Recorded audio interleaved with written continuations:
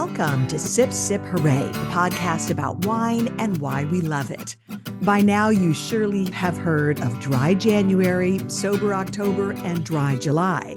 Maybe you take part in these months off. Personally, I never seem to make it through January, so I often give up in frustration and never even attempt the others. But now there is a new campaign to bring people back to the table, the communal table, not necessarily the bar. It is called Come Over October. And today on the podcast, we're going to get the lowdown on this effort and why you might want to give it a try. We are the two Marys who like to eat, drink, and be merry. I'm Mary Babbitt. I'm Mary Orlin. We'll Come Over October Save Wine. There's a bunch of industry folks, including our two guests today, who really hope it has a counterbalance to all the recent news about wine's impact on health and decreasing consumption. It's all confusing, and we're not here to dive into all that. But this is the backdrop for Come Over October. We're delighted Karen MacNeil is joining the pod again.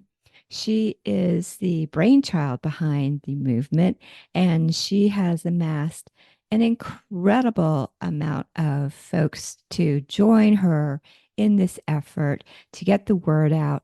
And it's a movement that keeps growing by leaps and bounds, and we'll explore that with Karen.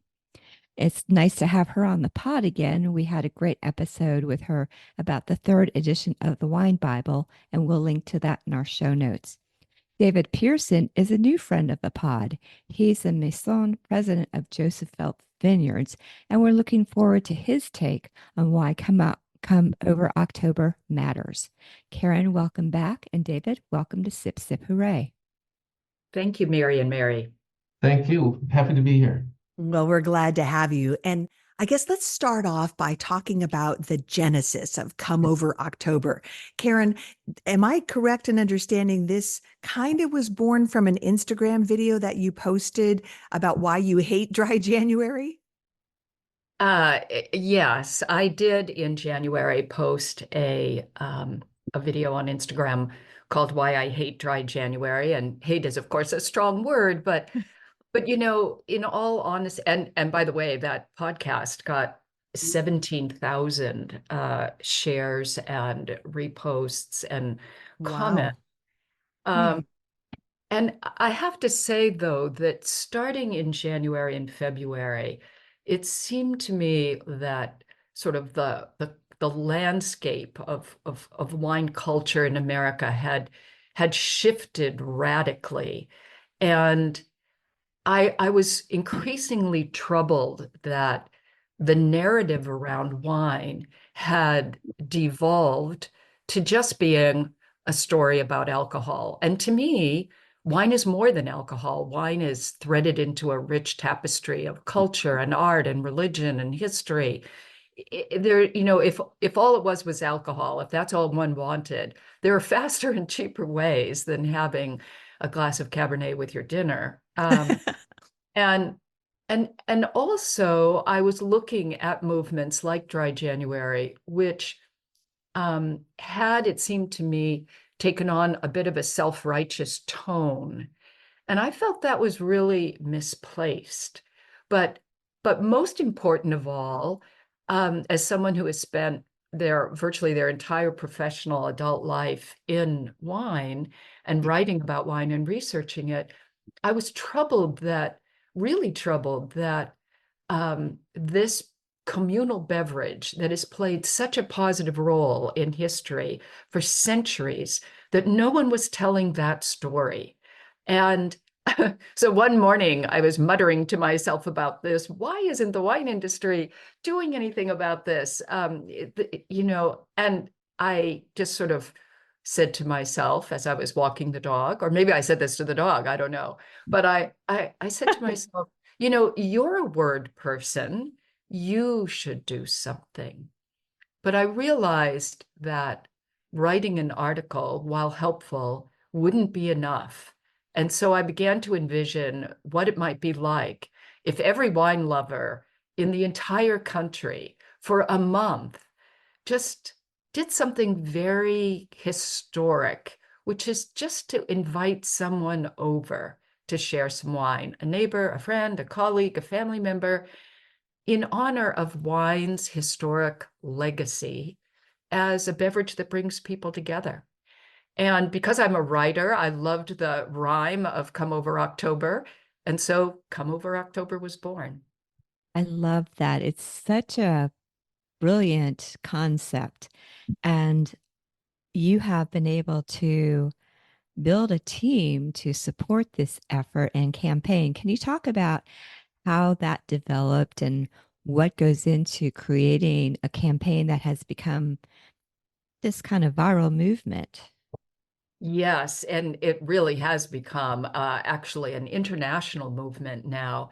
That morning, I called Gino Colangelo and Kimberly Charles, two old friends of mine who own their own communications companies, and said, I've just had this idea. It's either like really dumb or maybe it's really good. What do you think? And the both of them said, ooh, this could be really good. And so the three of us formed a company called Come Together, a community for wine. And its first campaign is Come Over October, which will be an annual campaign. The three of us are donating all of our time. Our work is pro bono on behalf of Come Together and Come Over October. And since its founding in the last 5 or 6 weeks or so, we have been given close to $300,000 by individuals, by wineries, by wine distributors, by almost every aspect of the wine, every type of business, and every wine lover we can imagine has been donating to this campaign to help us spread the message of wine's role in history and culture, its positive role. And much to our surprise, a few weeks ago, we started getting international calls. Wines, so now also supporting Come Over October are Wines of Australia, Wines of New Zealand, Wines of South Africa, the Champagne Bureau, Chianti Classico Consortium, the Prosecco Consortium, Wines of Chile, and of course, every major trade organization in the United States. We've had wine magazines donate to us close to $100,000 in ad space to help publicize the message, the very simple message that during the month of October, please just invite someone over to share some wine. Lyft has become our rideshare partner. And we also have non-alcoholic wine companies who have come on board, the first one of which was Tomorrow Cellars, a brand new company devoted to non-alcoholic wine. So, it's not a medical campaign, it's a social campaign. And it's not about throwing wild and crazy parties, although we probably all love wild and crazy parties occasionally. It's really something more kind and generous about friendship and goodwill, characteristics that we know sharing wine fosters. So yes, and I just learned this morning that Come Over October will be on the Times Square billboard in New York, the famous billboard in New York, next week. And at the end of next week, we've been invited to present to the Congressional Wine Caucus. We'll be doing a reception for them with a bottle of wine from every state in the United States. Oh, that's exciting. Well, there's clearly a lot of interest in this. And I think you're onto something here. And I particularly like the piece about it that is about bringing people in community together. So reaching out to a friend, it's different than liking a video they posted on Instagram. It's more personal, and I love that piece of it. But what would you say to a critic that says this is really a self-preservation effort drummed up by people in the industry worried about sales? I have no wine to sell. Well, as a wine writer, I suppose. I mean, this is Yes. your industry too. Yes, it is my industry. And I would simply say to that person that you're wrong about that. I care very deeply about wine. I think it has had and does have a positive role to play in society. And sharing wine, I think, is and of course we're talking about wine in moderation, etc. But I think that you cannot deny the positive aspect about that. And so the accusation that this is purely a commercial venture, I take issue with, and I don't apologize for my own love of wine. I mean, the first wine Bible was a work that took 10 years, 10 unpaid years. You don't do something for 10 unpaid years unless you believe in it and unless you're passionate about it. So that would be my response. And I would also say, Mary, that every single wine drinker that I have ever met or ever known has had the experience of meeting a stranger, sharing some wine with them, and after that, they are that person's friend. Something magical happens there that is, to me, undeniable. That is so true. I could tell you several examples in my life where that's happened. And Karen, I love that you said you felt the need to do something. And David, obviously, you felt the need to do something. And at Joseph Phelps, I believe you all held one of the first press conferences kicking off this campaign. We did.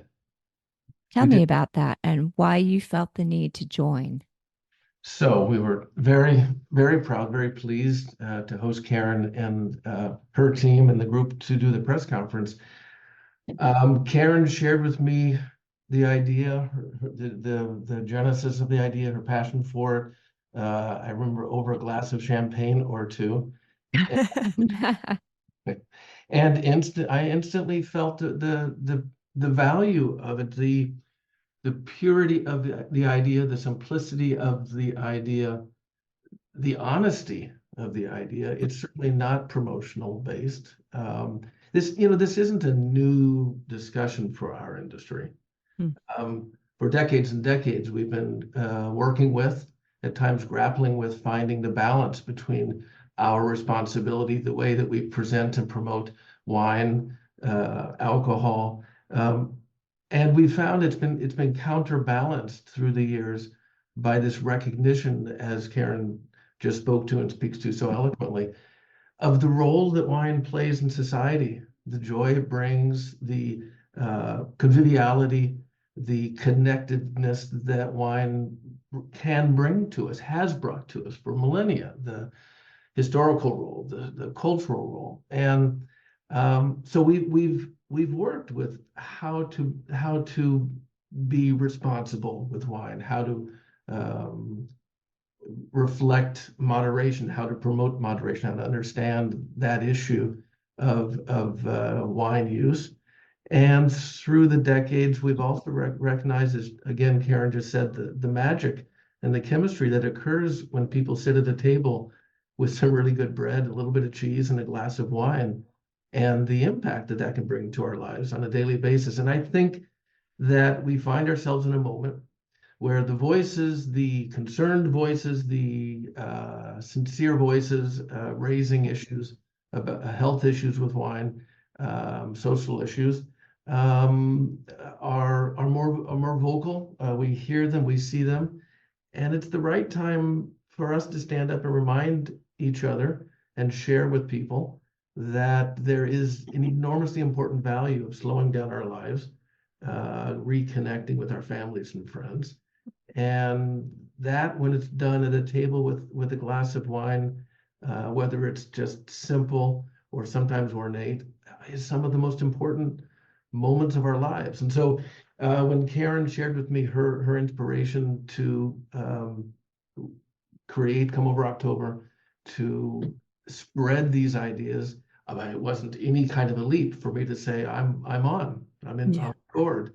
Then when she offered to bring the press conference to Joseph Phelps, we were honored and certainly happy to do this. And so I've been recently, distinguishing in my life and professional and personal, and talking about how things are all about the journey rather than the destination. There's obviously a balance between the two. Mm-hmm. But we're on a journey, and I think that Karen has rung the bell very eloquently and very effectively, as is demonstrated by the response she's received. Yeah, absolutely. It's something that matters. It does matter. And you also, David, speak to wine's role as in bringing people together, but also it's a beautiful beverage. And, Mary and I are fans because of the complexities, the different varieties, the sense of place you get in a glass of wine. And it's a wonderful, don't get me wrong, I'm a wine lover. Do you two feel in any way that wine has been a scapegoat in terms of the negative press on alcohol that we've seen in the last year or so? Do you feel like it has hurt the wine industry maybe more than the beer industry or the spirits industry? I don't know. That's a good question, and I don't know if I have figures to back up any position that I would suggest. Karen mentioned that at times the argument takes on a righteous kind of feeling, and I don't disagree with that. There can be sincere arguments. There can be some arguments that may feel less sincere, but I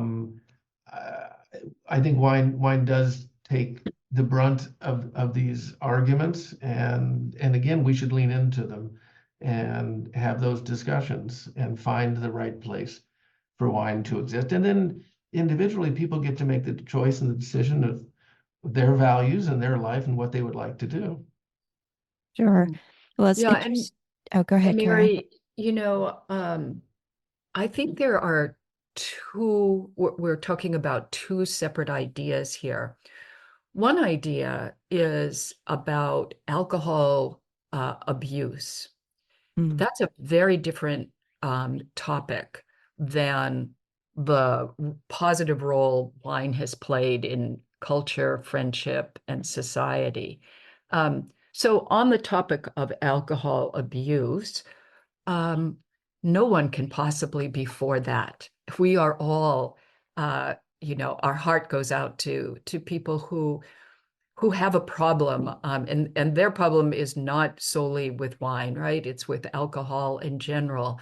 And that's a medical issue that I'm not prepared to talk about, not being a doctor myself, except to be, empathic for a person who has a medical issue.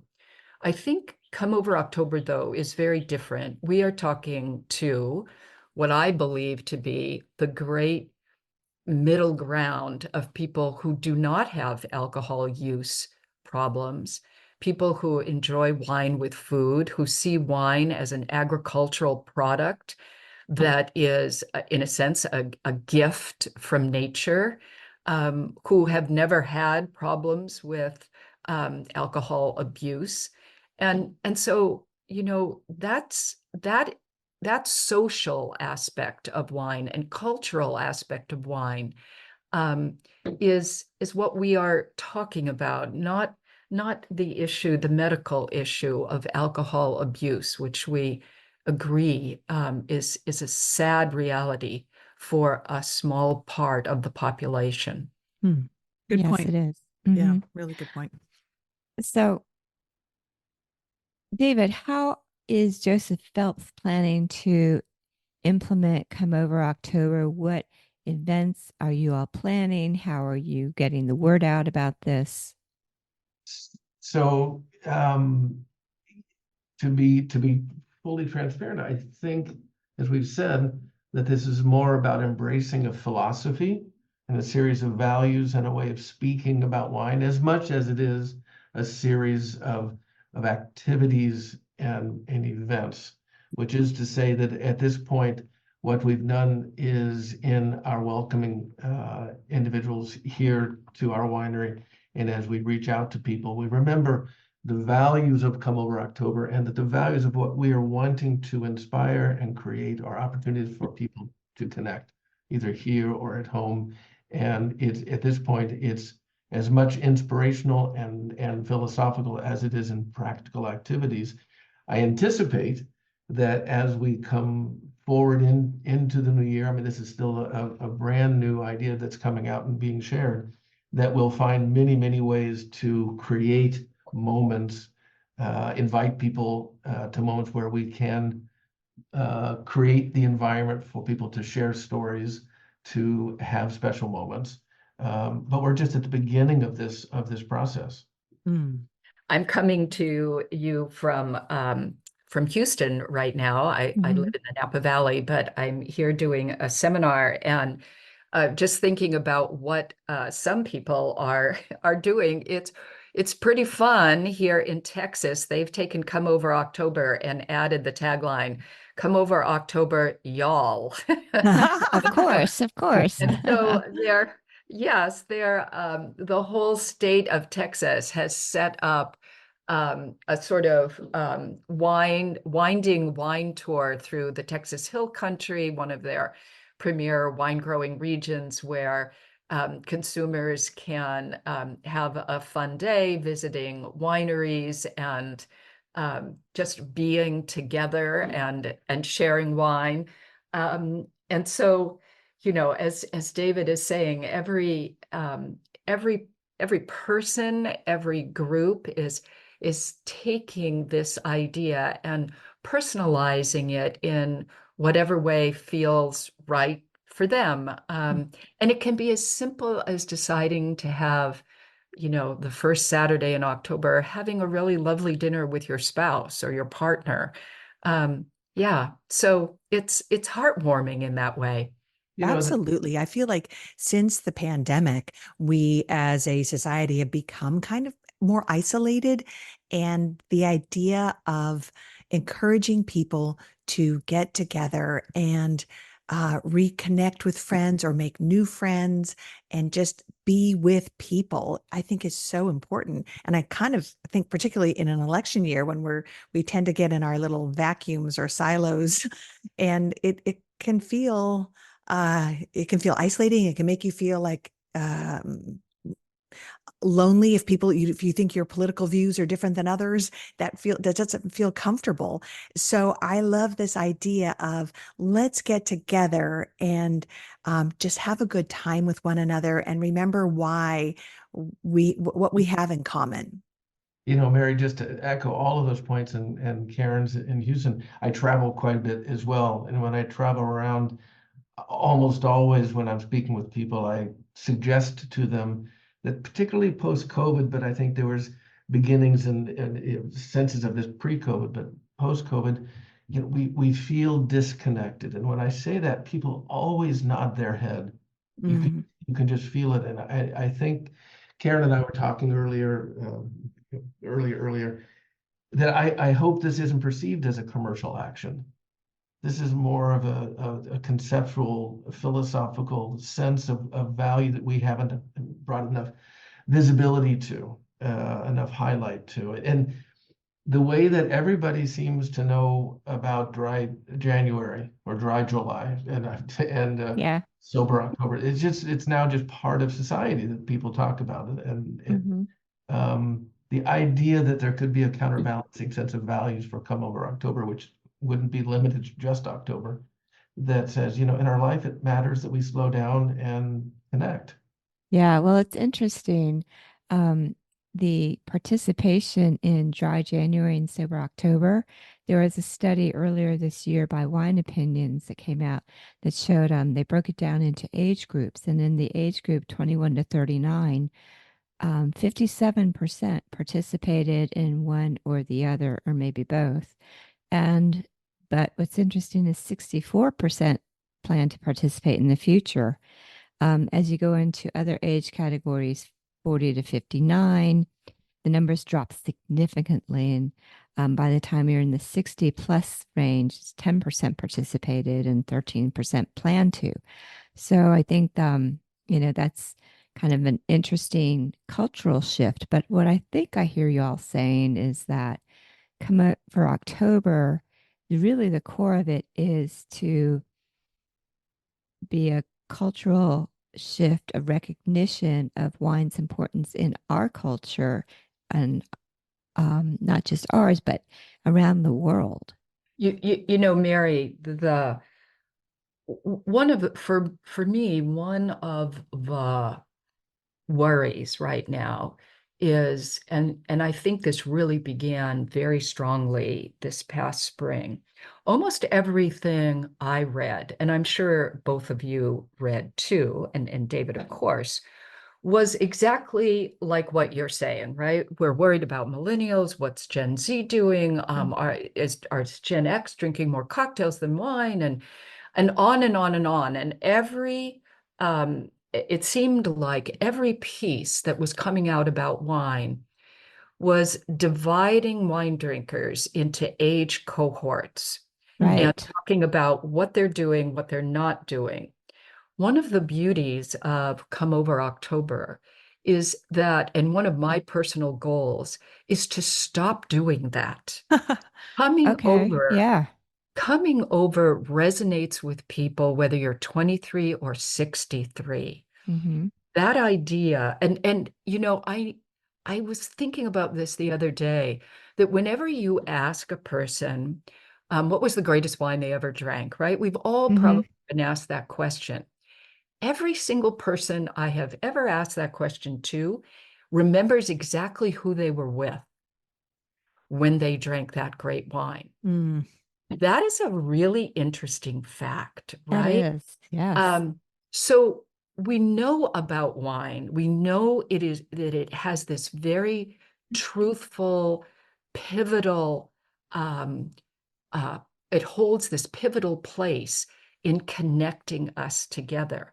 So I can say also as a journalist that it's frustrating to me when it seems like all I read about wine these days is dividing us into cohorts, when I think Mm. we're all maybe missing the larger connective fabric that does in fact connect us all together as people who love wine and who love what it can do in terms of deepening I friendships and think that's big new ones. what a great observation. And I have to agree with your frustration. Can add a quick perspective on that. I through the decades, and turns out I've been in the industry for a couple of decades now. It seemed like every decade people would say young folks aren't coming to wine. It was Mhm. every young people aren't coming, and every decade it just didn't seem to be true. It seemed like no, they do, and they did. And so when I first started hearing those claims this decade recently, it would for me initially it was a little bit like, okay, here's the boy crying wolf again. I'm not worried about it. But as I looked into it, as I've heard from more people, it feels different this time. It feels not quite the same. And whether it's in market studies or people talking to consuming behaviors of younger people. And part of my reaction to that was that I think maybe exactly our communications have gone astray, that we're not sharing some ideas that resonate with millennials or younger people in the same way. And again, I think that this concept of the simplicity, the purity, the joy, the value of the reconnecting, again, around and with friends, family, food, and wine, we need to bring more attention to it. We need to bring more light to it. And here comes Karen with the right message. Good timing. Well, Karen, tell us what's happened in Verona, Italy. I like this anecdote about the way restaurant, I don't know if it's one or more, are trying to get people to actually talk to one another. Yes, this was a fabulous fact. One of the well-known restaurants in Verona started this past spring. Um, let everyone who came into the restaurant know that if they put their phone in a basket, they literally had a basket at the front door. If they gave up their phone during their time in the restaurant, that the restaurant would give them a free bottle of wine. Mm. And amazingly enough, everybody did. It's great. Great. And everybody loved it, apparently. I was not there, but I thought, oh my goodness, that is, how enterprising, first of all, of this restaurateur, but also that tells us something, right? Mhm. People were immediately willing to give up their phone. And I think maybe not just because of the bottle of wine, but because it was a relief to be asked to be there with the person that they were with, to truly be with the person, to look in their eyes, to be together. So yeah, I'm very proud of this restaurant. That's so cool. And so that's a great story. Any other surprises or creative ideas you've heard or seen since you launched Come Over October? Oh, so many of them. You know, you uh, if we think about what it might take to reach, right now we anticipate that thus far, and it's not October yet, but thus far we've reached 508 million people with Come Oh, Over wow. Woohoo. Whoa. in essentially 6 weeks. Um, so I don't think that that happens unless people are truly inspired by the idea. It has somehow touched an emotion. And because things don't spread that fast unless you touch people emotionally. Mhm. And so that's what has happened. And we have heard from people, just as I said, all over the world, all age groups, all, it's a very diverse group of people from various backgrounds, various races. It's just been so inspiring to me as the person who one morning walking their dog dreamed up this idea. Yeah, fantastic. And I think we should also clarify if 'cause sometimes people have kind of phobias about having people over. Their place isn't good enough, isn't fancy enough, isn't clean enough, whatever. I tend to feel the latter about my house, but but this doesn't necessarily have to be in your house. Come Over October could mean give someone a call and say, let's meet for a glass of wine or let's go to this restaurant together. And then if you are hosting in your home, kind of one of the nice things I think about wine is that you can say, come over for a glass of wine. It doesn't have to be come over for a 3-course meal, right?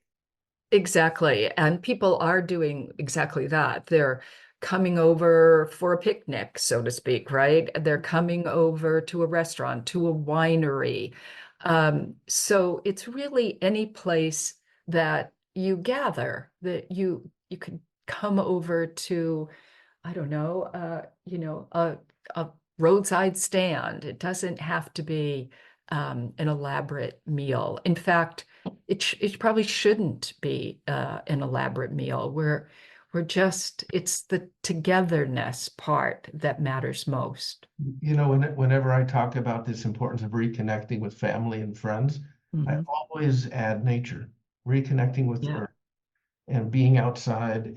To me, that's as important for us as a society as anything else. We have to get outside and drop our phones and spend some time under a tree with a glass of wine and some friends. Oh, amen to that. I love it. And as you guys said, wine is an agricultural product. So it is from nature that we get it. So it's a great idea to add connecting with nature.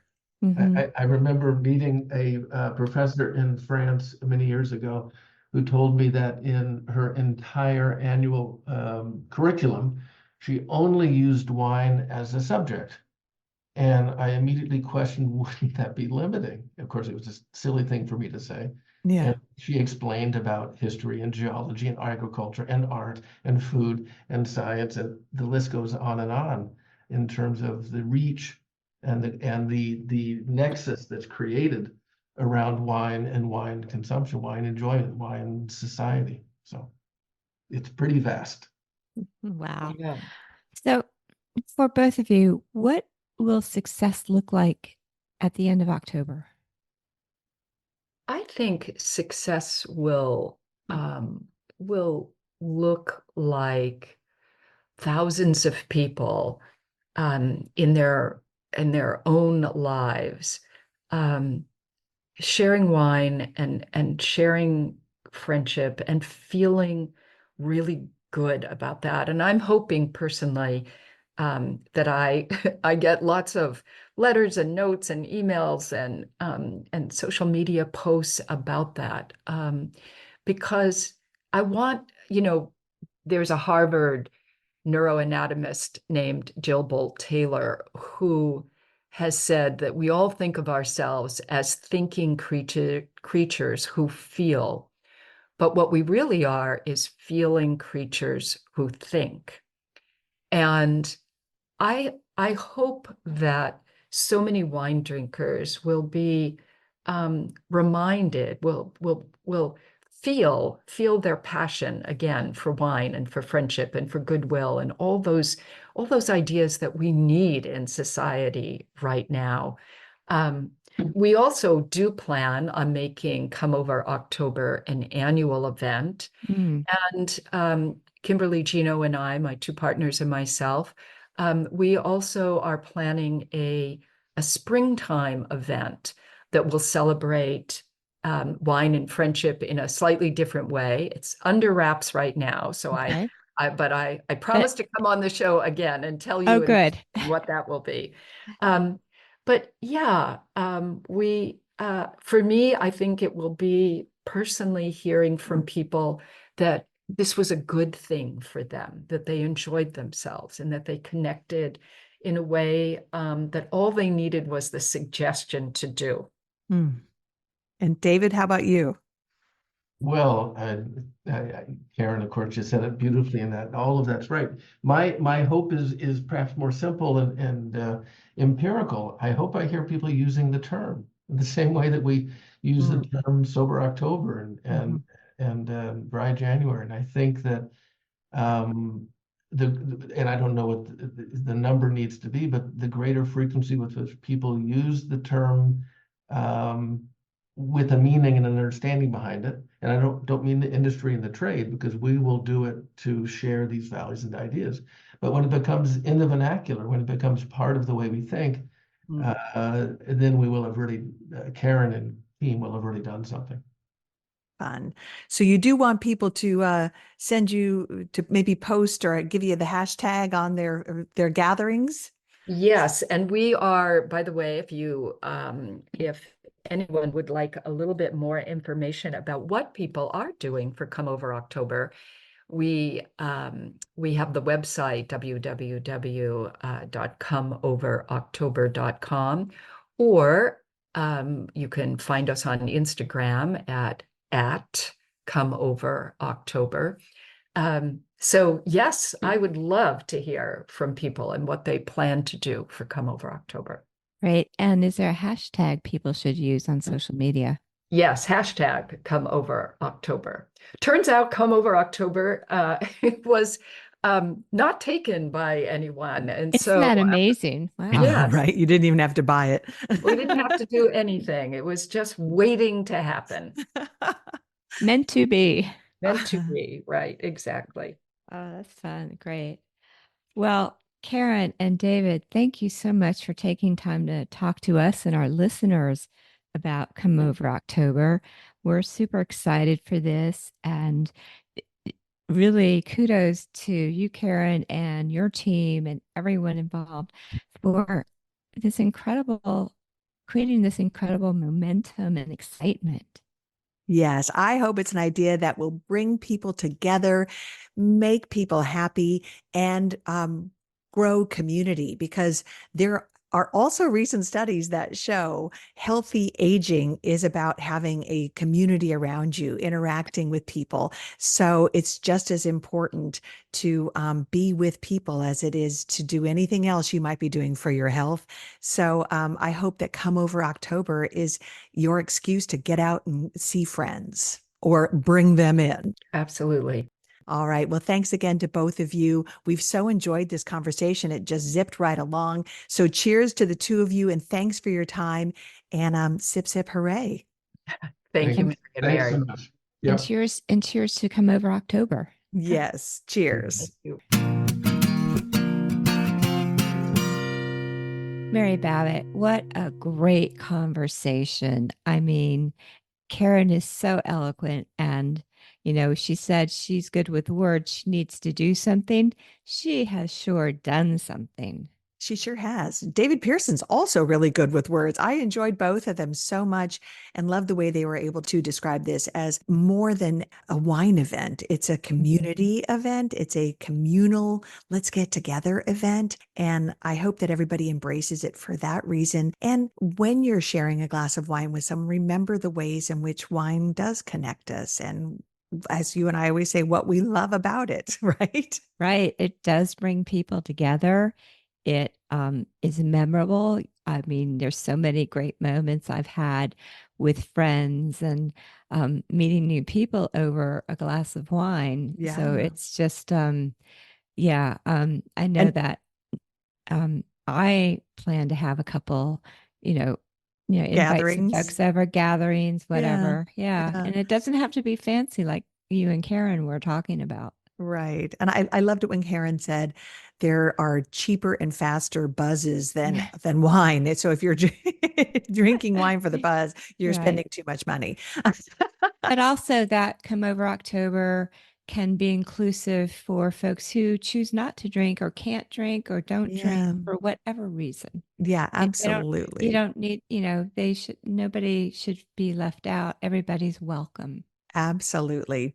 Cheers to that. Well, we hope that you enjoyed the conversation as much as we did. And we hope that you might help us by sharing this and reviewing us, rating us, because it really does make a difference for the Sip Sip Hooray podcast. Absolutely. So we are at Sip Sip Hooray Podcast on Instagram and Facebook.